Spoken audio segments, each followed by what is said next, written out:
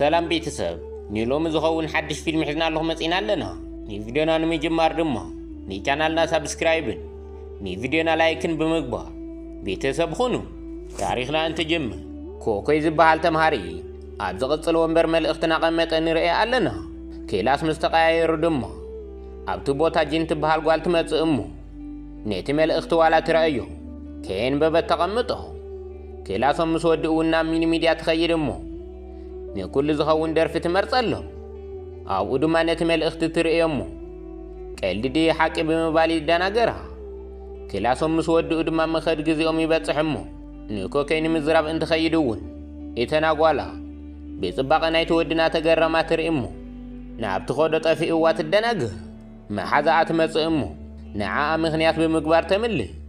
መሓዛኣ እውን ይደናገራ እሞ እንታይ ኾይኒ ክኢላ እንተሓታ እሳ ድማ ኩሉ ነገር ንመሓዛኣ ትነግራ ምንም ምሳይ ዘዋግዕ ነገር የብሉን ትብላ እሞ መሓዛኣ ድማ ከም ዝፈትዎ ክተተዛረቢክ እንታይ ኢኺ ትምልሰሉ ትብላ እሞ ጂን ድማ ናይ ቤት ትምህርቲ ጽቡቕ ወዲ ኮስ እዩ ንምንታይ እዩ ዝፈትወኒ ትብላ እሞ ብእውን ተፈላጢ ስለ ዝኾነ እሺ ዝብሎ ኣይመስለንን ትብላ ዋላ እኳ ደኣ ንመሓዛኣ ከምኡ ትበላ እምበር ኣብ ገዛ ኸይዳ ግን ነቲ መልእኽቲ ደጋግማ ምንባባ ኣቋረፀትን ቤጽባሕቲ እውን ድማ ቅድሚ ኩሉ ናብቲ ቤት ትምህርቲ ትኸይድ እሞ ኣብቲ ናቱ ጫማ መቐመጢ ከም ዘይትፈትዎ መልእኽቲ ተቐምጠሉ ሽዑ ድማ ንኮኪ ከም ዝተለመደ ካልእቲ ጓል ከም ዝፈተየቶ ትነግረሙ ካልእቲ ጓል ስለ ዝፈተየ ድማ ሕራይ ክብላ ይከኣለን እቶም ተምሃሮ ነዚ ምስ ሰምዑ ድማ ንመን ከም ዝፈተወ ምግማት ይጅምሩ መሓዛኣ ኣብ ናታ መቐመጢ ጠጠው ኢላ እንትሪኣ እውን ጠጠው ኢሉ ይፈዝህ ጂን ግን እቲ መልእኽቲ ንዓኣ ምዃኑ ክሳዕ ሽዑ ኣይኣመነትን ነይራ ብእውን ድማ መሓዘት ንክኾን ትጽሕፈሉ እሞ ኣብቲ ናይ ሚኒ ሚድያ ሳንዱቕ እቲ መልእኽቲ ተቐምጠሉ ክላስ ምስ ቀየሩ ድማ ኣብኡ መልእኽቲ ትረክብ እሞ ሽዑ እንትሪኦ ድማ ንክፋለጡን ብሓባር ግዜ ንክሕልፉን ጽሒፉላ እዩ ሽዑ ብስምባዴ ጠጠው እንትብል ድማ እቲ መምህር ድማ መልሲ ሒዛ ስለ ዝመሰሎ ይሓታ እሞ ከም ዘይትፈልጦ ምስ ነገረቶ ድማ ደቂ ክላስ ኣይስሕቕዋ መሓዛኣ ድማ እንታይ ኾንኪ ኢላ እንትሓታ ጂና ድማ ደሓንየ ብምባል ናብ ሚኒ ሚድያ ክኸይድ ትብል እሞ መሓዛኣ ድማ መጻሕፍቲ ክባዕለይ ክእክቦም እየ ከይዲ ትብላ እሞ እቲ ወዲ ድማ ካብ መዓልታት ንደሓ ኣብቲ ናይ ሚኒ ሚድያ ሳንዱቕ መልእኽቲ የቐምጥ ዋላ እኳ ደኣ ሽዑ ንክፋለጡ ይጸሓፈላ እምበር እሳ ግን ንግዚኡ ብወረቐት ትጸሓሕፍ እያ ፈቒዳትሉ ተሓጒሽና ሰሓቐ መሓዘቱ ይርእይዎ እሞ ንምንታይ ትስሕቕ ኣለኻ ዘይፈተኻያ ጓል ኣላ ድያ እንትብሎ ድማ መንነታ ንገረኒ እንትብሎ ከይተዛረቦ ይኸይድ ኣብቲ ሚኒ ሚድያ እንትኸይድ እውን ኮከስ ናወፀ ትረኽቦ እሞ ብስምባደ ጠጠው ትብል ይቕሬታ ዋላ ተሓተታ ግን ምንም ከይተዛረበቶ ገዲፍዋ ይኸይድ ናብ ውሽጢ ምስ ኣተወት እውን ዘቐመጦ ደፍተር ኣብኡ ትረኽቦ እሞ ንዕኡ ምስ መልአ መልእኽቲ ንክትጽሕፈሉን ናይ መሓዛኣ ሽሙ እውን ጽሒፉ ምስ ረኣየቶ ንመሓዛኣ ከም ዘፍቀራ ትግንዘብ መሓዛኣ እውን ናይቲ ቤት ትምህርቲ ንፍዕት ተምሃረት ስለ ዝኾነት ኣብ መድረኽ ወፂኣ እንትዛረብ እውን ኮክ ብትኹረት ናርኣያ ትርኢ እሞ ጂን ድማ ንዓኣ ከም ዝፈተዋ ትርድቕ ንኮክ ድማ ዘይተሰሓሐተ ሰብ ከም ዘዋግዕ ዘሎ ትጽሕፈሉ እሞ ነቲ ደፍተር ንክትምልሰሉ እንትኸይድ እውን ኣብቲ መንገዲ ትረኽቦ ንምምላስ እንትፍትን ድማ ተዓንቂፋ ትወድቕ እሞ ኮክ ድማ እስኺ ናይታ ንፍዕቲ ተምሃርት መሓዛኣ እንዲኺ ይብላ እሞ ብዛዕባ እናተዛረበት ሰሚዕኺ እያ ትፈልጥ ዶ እንትብላ ድማ እሳ እውን ነቲ እምቢ ዝበለቶ ብምስትዋዓስ እወ ትፈልጠካ እያ ትብሎ እሞ እሱ ድማ ስለ እቲ ድያር ከነጊራት ክትፈልጥ ዶ እንትብላ ጂን ድማ ኣነ ስለ ድያር ኣይፈልጥን ግን ከዓ ሓደ መዓልቲ ከም ትፈትወካ ተስፋ ይገብር ትብሎ ከምኡ ደ ይመስለኪ ኢሉ ስሒቕዋ ይኸይድ እሞ ኣብኡ ጠጠው ኢላ ትተርፍ ብድሕሪኡ እውን ድማ ንክኸፍኦ ስለ ዘይደለየ ብናይ መሓዛኣ ምትክል መሓዛኣ እውን ከም ትፈትዎ ትውስን እሞ መልእኽቲ ምጽሓፋ እውን ትቕጽል ኮክ ድማ ነቲ መልእኽቲ እንትረኽቦ ይሕጐስ እሞ በዚ እውን ድማ ክልቲኦም ከም ተፋተዩ ይሓስብ እሞ ስለ ናይ ውልደት መዓልቶም የዋግዑ እሳ እውን ሓደ ዓይነት ባንዲ ከም ዝፈትው ምስ ፈለጠት ድማ ትሕጐስ እሞ ንባዕላ ከም መሓዛኣ ብምሕሳብ ጂና ንክትጋብዞም ብምምሳል ትዛረቦ እሱ እውን ዝፈትዎ ሬስቶራንት ይነግራ እሞ ንመሓዛኣ ናብኡ ንክትኸይድ ደጋጊማ ትዛረቦ ብእውን ድማ ሃንደበት ተራኽቦም እሞ ከም ትፈትዎ ብምምሳል ትሕጐስ ኮክ ዕሶ እንትፃወት እውን ፈዚዛ ትተርፍ እሞ ኮክ እውን ናርኣያተ ምዃና ምስ ኣስተውዓለ ካብ ክላሳ ምስ ወፀአት እውን ናይ ቀደም ኣፍቃሪኣ ትረኽቦ እሞ እቲ ወዲ ድማ ክነዋግዕ ዲና እንትብላ እሳ ድማ ኣይደልን ኢላ ገዲፋተ ትኸይ ካብኡ ድማ ኮክ ዝፈትዎ ደርፊ ትመርጸሉ እሞ እቲ ተምሃራይ ኩሉ ይደናገሮ ኮክ ግን ይሕጎስ እሞ እቲ መጽሓፍ እውን በብመዓልቲ ናቐጽለሉ እዩ ሓደ መዓልቲ መሓዙታ ንክዘናጋዕ ሒዘን ኣይኸዳ እሞ ጂን ግን ምስ ኣወዳት ስለ ዝኾነ ደስ ኣይበላን ነይሩ ኣብቶም ኣወዳት ማእኸል ንኮክ እንትርእዮ ግን ተሰማሚዓ ብምኻ ኩሉ ነገር ረሲዓ ኮፍ ትብል ናይ ኮክ መሓዚ እውን ንጂን መሓዝኣ ንምንታይ ከም ዘይመፀት እንትሓታ ኮክ ንዓኣ ንምርኣይ ዝመፀ ስለ ዝመሰላ ብጣዕሚ ተሓስብ ንእሽተን ምስ ፀንሐት ድማ ስለ እቲ ደርፊ ናዋግዑ እንትስሕቑ ኮክ እቲ ደርፊ ከም ዝፈትዎ ይዛረቦም እሞ ሽዑ ሰሓቖም ብምቁራፅ ድማ ኩሎም ዝፈትውዎ ደርፊ ብምግባር ብሓባር ይደርፉ ጂን ትሰትዮ ንምምፃእ እንትኸይድ ድማ ኮክ ተኸቲልዋ ይኸይድ እሞ መሓዛ ክደርፊ ስለ ዝጋበዘትኒ ናሰሓቑ ንምንታይ ስቒልኪ ከማኸ ዓይነታ ጓላት ብጣዕሚ እየን ዘሕርቃኒ ይብላ እሞ እሳ ድማ ብስምባደ ጠጠው ኢላ ትርእዮ ሽዑ መሓዛኣ ትመፅእ እሞ ሽግር ኣሎ ድዩ እንትብላ ምንም የለን ብምባል ትምልሰላ ጂን ድማ ነቲ ዘረባ ብምስትዋዝ ትሓስብ እሞ ንክትኸይድ እንትልዓል እውን ኮክ እውን ተንኰል ብምፍጣሕ ይኽተላ ነበረ ቀስና በለትና ኸደት እንትርያ እውን ድማ ቅርብ ብምባል ካባይ ድኺ ትርሕቕ ዘለኺ ኢታ ዓንተው ዘዛረብኹኪ ድማ ይቕሬታ ይብላ ንዓይኒ መሓዛኽን መልእኽቲ መጽሓፊ ዝፈቐደልና ሰብ ከኽፍኣሎ ኣይነበረንን ይብላ እሞ እሳ እውን ምንም ከም ዘይኾነ ትዛረቦ እሱ ድማ ንምንታይ ኢኺ ሰባት ንክሕጐሱ ትደሊ ይብላ እሞ ብእውን ድማ ስለ ሰብ ዘይኮነ ስለ ባዕልኺ ንበሪ ይብላ እሳ እውን ድማ ይቐኒየለይ ትብሎ እሞ ኮክ እውን ድማ መምህር ክደ ኾይነልኪ ይብላ እሞ ጂን ድማ ናይ ሒሳብ መምህር ኢኻ ትመስል ዘለኻ ትብሎ እሱ ድማ ሚስኡ እኳ ኣይተወዳድረኒ ይብላ እሞ ሰሓቕ ይጅምሩ ኣወዳት ኩዕሶ እናተፃወታው ነበሩ እሞ ኳስ ናመለሰሎም ትርኢ እሞ እሳ ድማ ኩዕሶ ብጣዕሚ ድኻ ትፃወት ትብሎ እሞ ኮክ ድማ ኩዕሶ ሕልመይ ነይሩ ግን ከዓ ብሓደ ሓደ ነገር ክሳክዐለይ ኣይከኣለን ይብሎ እሳ እውን ሽዑ ገጻ ብጣዕሚ ተኽፍኦ እሞ እሱ ድማ ገጻ ብመሓቕ ከምዚ ክትኾን ከለኺ እዩ ዘጥዕመልኪ ይብሎ ብእውን እቲ ኳስ ዘቋረፅክዎ እናሓጎይን ኣሕዋተይን ስለ ዝጥውር እየ ይብላ እሞ ሕልሙ ከም ዘያሳኽዕ እውን ይዛረቦ ጂን ድማ ተስፋ ንከይቆርፅ ትዛረቦ እሞ ኩሉ ነገር እውን ከም ዝዕረይ ትገብሮ ብእውን በዚ ዝተዛረበቶ ዘረባ ዘስታወሰ ነገር ከም ዘሎ እንተስተውዕል ነቲ ርእሲ ብምልዋጥ ገዲፋተ ትኸይድ ኣብቲ ዝቕፅል መዓልቲ ድማ ምስ መሓዝኣ ምግቢ ናበልዓ ስለ ቐጻሊ ትምኒተ እናዋግዓ ኮክን መሓዝኡን ድማ ኣብቲ ውድድር ዘሸነፈ ዋንጫ ዝወሃብ ብምርኣይ ጂን ዝበለቶ የስታውስ እሞ ንውድድር ይሓስብ ኩዕሶ እናተለማመዱ ንሃለዉ ድማ ንበዓል ጂን ሰላም ንኽብልኦም እንትኸዱ እቲ ሓደ መሓዝኡ ድማ ስለ እታ ንፍዕቲ መሓዝኣ ይሓቶ እታ መሓዝኣ ድማ ንዕኡ ትፈትዎ ስለ ዝነበረ ምሕራቕ ትጅምር ምስ መሸየ እውን ኮክ ልምምዱ ይቐጽል እሞ ደኺሙ ኮፍ ምስ በለ ነቲ ዝፀሓሓፍሉ ብምንባብ ይስሕቕ መሓዝኣ ድማ ብፅባሒትኡ ኣቦኡ ናብ መዘናግዒ ዝኸደሉ ትኬት ስለ ዝሃቦ ብእውን ድማ ምስኡ ንክትኸድን እታ ንፍዕቲ መሓዝኣ እውን ሒዛታ ንክትመጽእ ይዛረባ ብእውን ድማ ንኮክ እውን ሒዝዎ ከም ዝመጽእ ይዛረባ እሞ እሳ እውን ድማ ነታ ንፍዕቲ መቀራረቢ ኢሎም ከም ዝጥቀምላ ዘለዉ ብምሕሳብ ትሓርቕ እሞ ጂን እውን ድማ ብሓባር ንክኸዱ ትሰማማ ጂን ናብቲ ቦታ ቀዲማ ትመጽእ እሞ ኮክ ምስ መጸ እውን ስለ ኩሉ ጽባቐ እናመጎሰ እንትነኻኸኣ ፍሽኽ ዝብል እሞ ሽዑ መሓዝኣ እንትመጽእ ድማ ሰንቢዳ ጠጠው ትብል እሞ እቶም ክልተ ምስ መጽኡ ግን ተተሓሒዞም ናብ ውሽጢ ይኣትዉ እናተፃወቱ ንሃለዉ ድማ ኮክ ነቲ ፃወታ ይስዕር ሽዑ ምሳሕ ምስ በልዑ ኮፍ ይብሉ እሞ ኮክን መሓዝኣን እንትቀራረቡ ድማ ምሕራቕ ትጅምር ነቲ ጓሓፍ ንምድርባይ ናብቲ መእከቢ ትኸይድ እሞ እንታይ ዓይነት ዝስተ ኢኺ ትፈትው ይብላ እሞ እሱ እውን ሓደ ዝስተ ሂብዋ ይኸይድ በይኖም ኮፍ ካብ ዝበሉ ንድሓር ድማ እቲ ዝተዛረብኩኺ ኣብ ተግባራይ ተውዕል እየን ዘለኺ ዘድልየኪ ከዓ ብግልፂ ምዝራብ ኣለኪ ይብላ እሞ ገጻ ብምሓዝ እውን ምፅዋት ይጅምር ብእውን ሓደ ባምቡላ ይህባ እሞ ኣብ ገጻ ዘሎ ነገር ንምልዓል ደጊሙ ገጻ ይነኻኸኣ እሳ እውን ዝቀራረቡ ስለ ዝመስላ ዝነበረ ሕጉስቲ ትኸውን ብሓባር ምስ ወዓሉ ድማ ኮክ ምስ መሓዝኣ እናተፃወተ እንትርእዮ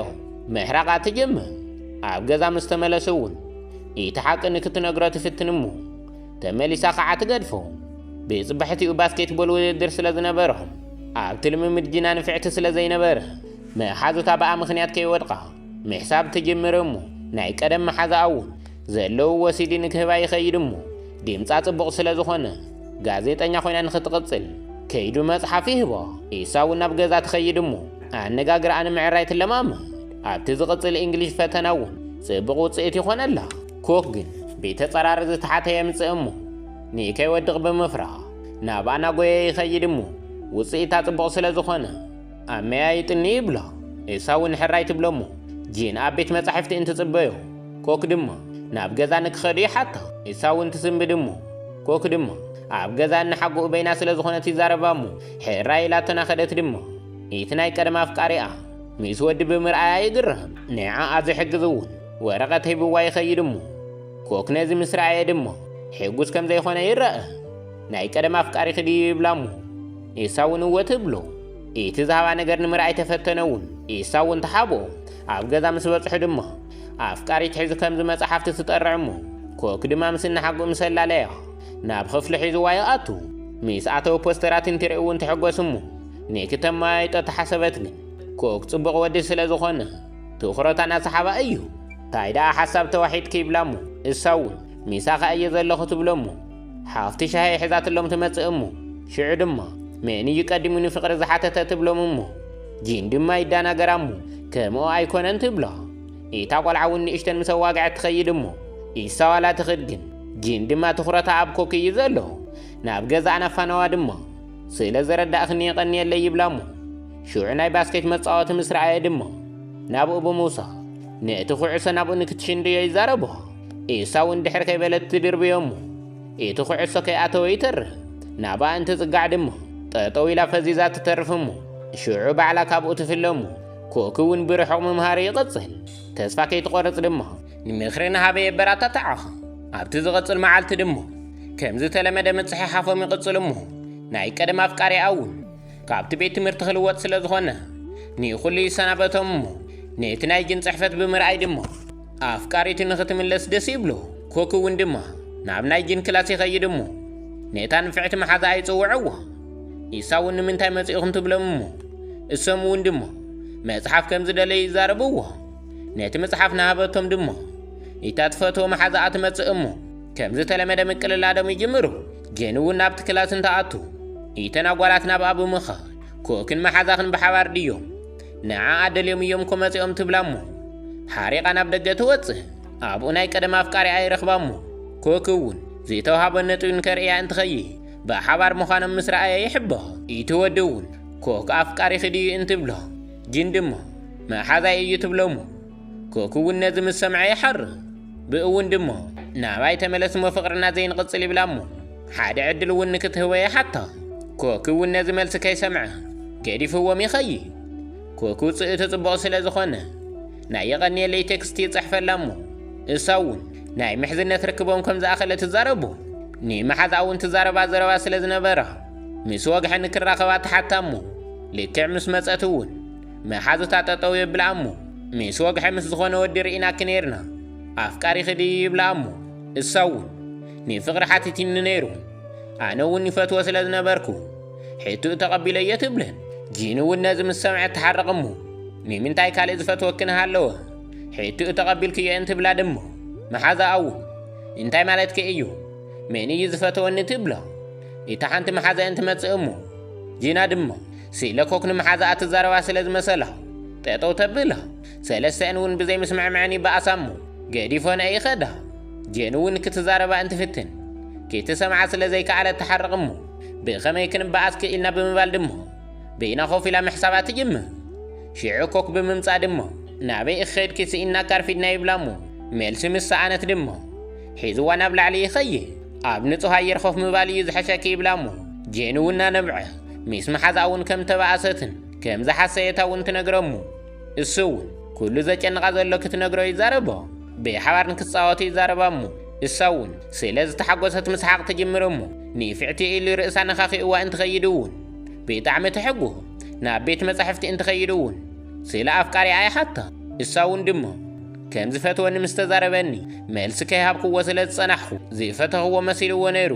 ግን ከዓ ምንም ከይገበርና ተፈላሊና ትብሎ ኮክ ድማ ኩሉ ተሓስብዮ ሓሳብ ንዓይ ኣካፊልኒ ይብላ እሞ እሳ ድማ ንመሓዛይ ናይ ብሓቂ ትፈትዋ ድኻ እንትብሎ እሱውን ምንም ከይተዛረበ ናብ ኣይጽጋዕሞ ጂንውን ሰንቢዳ ትደፍኦ ብእውን ምንም ከይትጭነቂ ንዋላ ሓደ ሰብኣይ ዛረብን ምስ በለቶ ድማ ምንም ከይተዛረበ ገዲፍዋ ይኸይድ ሽዑ ምሸት እውን ድማ ክልቲኦም ድቃስ ከይወሰዶም ይሓድር ብጽባሕቲ እውን እተን መሓዙ ምስተኾራረያ እየን ነይረን ኢታ ናይ ኮክ መሓዙ እትፈትዎ ጓል ድማ ናብ ጂና ትኸይድ እሞ ስለ ኩሉ ነገር የቕሬታ ተሓታ ጄኒ እውን ተመሊሳ የቕሬታ ትብላ እሞ ኢታ ንፍዕቲ ተምሃርቲ እውን ድማ ነቲ ደርፊ ምስ ሰምዐ ናብ መሓዚኣ ትመጽእ ንኹለን ይቕሬታ ብምሕታት ድማ ብሓባር ምስ ሓቂ ይጅምራ ኢታ ንፍዕቲ ዝኾነ ድምፂ ብደገ ምስ ሰምዐት ድማ ኮክ ዘቐመጠ ወረቐት ትረኽቦ እሞ ናብ ውሽጢ ሒዛቶ ተኣቱ ጂን ድማ ሓሶታ ዝተረጋገጸ ስለ ዝመሰላ ናነብዐት ብቕልጡፍ ናብ ደገ ትወፅእ ኣብቲ ዝቕጽል መዓልቲ ውድድር ይጅምር እሞ መሓዛኣን ናይ ኮክ መሓዚኡን ተራኺቦም ድማ እንድሕር ስዒሮም ተራኺቦም ዘዋግዕዎ ዘረባ ከም ዘለዎም ቃሊት ተኣታተው ኣብቲ ውድድር ድማ ኮክ ንጂና ንምርኣይ ይኸይድ እሞ ኣብቲ ሽዑ ሰዓት ድማ እታ ኩዕሶ ኣብ ናይ ጂን ኢድ ትበጽሕ እሞ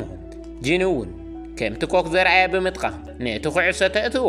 እቶም ግጅለ ሰዓርቲ ይኾኑ እሞ ሰለስቲአን መሓዝታ ይሓቕፍኣ ኮክ እውን ተሓጒሳ ስለ ዝረኣያ ፍሽኽ ይብል እሞ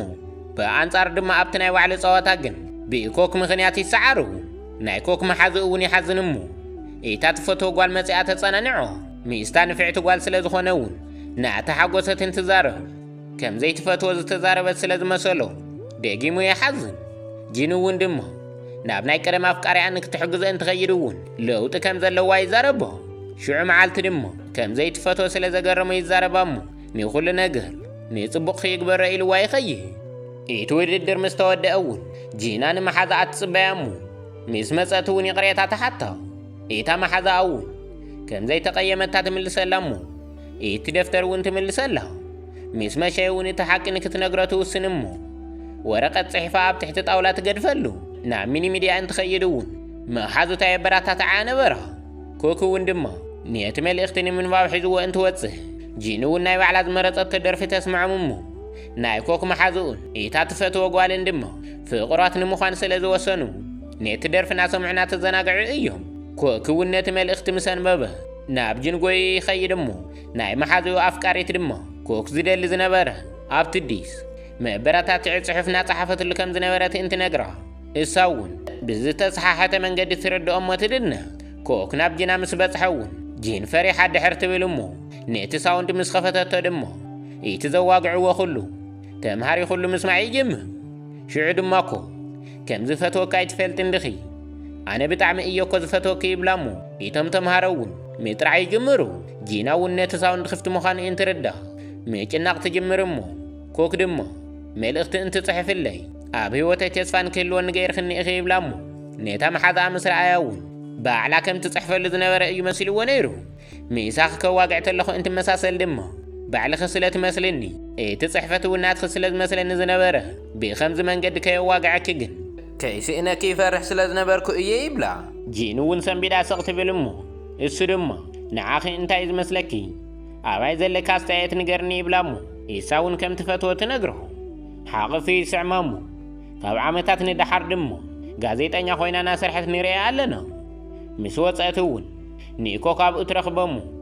ኢድ ንኢድ ተታሒዞም ይኸዱ ታሪኽና እውን ኣብዚ ይውዳእ ፊልምና ዝፈተኹሞ ድማ ላይክን ሳብስክራይብን ብምግባር ቤተሰብ ኩኑ